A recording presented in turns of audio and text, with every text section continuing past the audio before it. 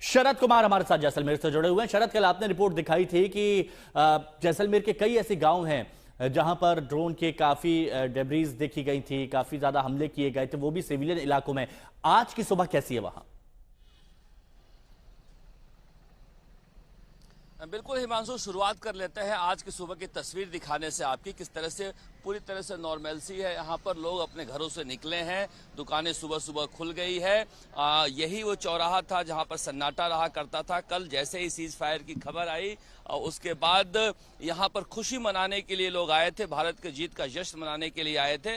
मगर cease fire violation शुरू हुआ, उसके बाद अचानक से सन्नाटा हो गया और 11 बजे धमाकों की आवाज आती है। उसके बाद हमारे विदेश मंत्रालय की तरफ से प्रेस कॉन्फ्रेंस करके कड़ी चेतावनी दी जाती है। कड़ी चेतावनी के बाद से श्रीगंगानगर, बीकानेर, बाड़मेर, जैसलमेर, फलौदी, इन सारे हनुमानगढ़, इन सारे इलाकों में रात भर शांति रही है।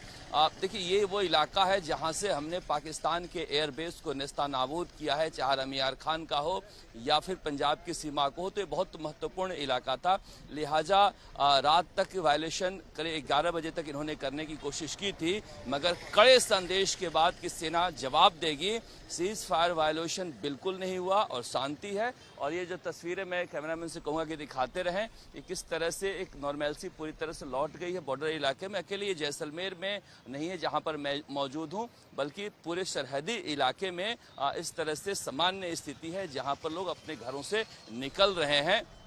हालांकि अभी जोधपुर में, बीकानेर में और जैसलमेर में जो नागरिक उड़ानें हैं वो बंद रहेंगी। जो 20 ट्रेनें कैंसिल हुई है उसको लेकर आज फैसला लिया जाएगा, लेकिन बाकी सारी चीज़ें सामान्य हो गई हैं।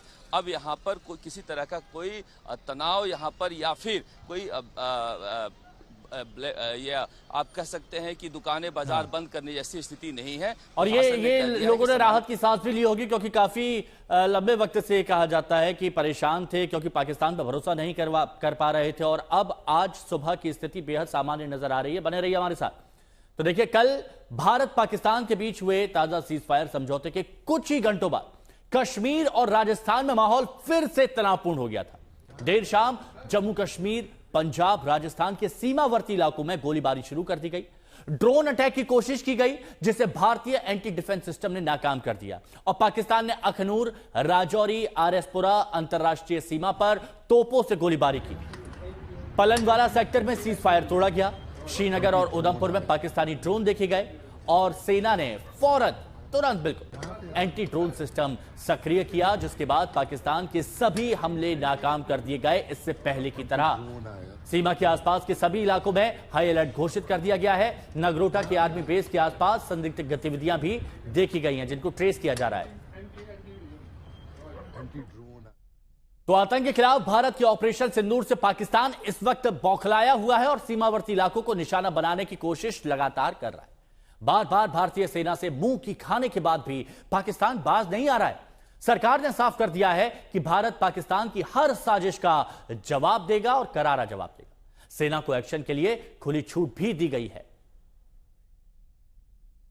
भारत और पाकिस्तान के डीजीएमओस के बीच जो पिछले कुछ दिन से चल रही सैन्य कार्रवाई को रोकने का समझौता आज शाम को हुआ था, पिछले कुछ घंटों से इस समझौते का पाकिस्तान की ओर से घोर उल्लंघन हो रहा है। भारतीय सेना जवाबी कार्रवाई कर रही है और इस सीमा अतिक्रमण से निपट रही है।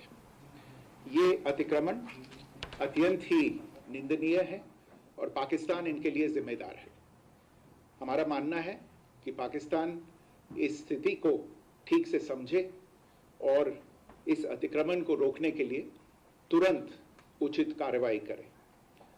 सेना ने इस स्थिति पर कड़ी नजर रखी हुई है और उसे किसी भी अतिक्रमण से निपटने के लिए ठोस और सख्त कदम उठाने के लिए आदेश दे दिए गए हैं।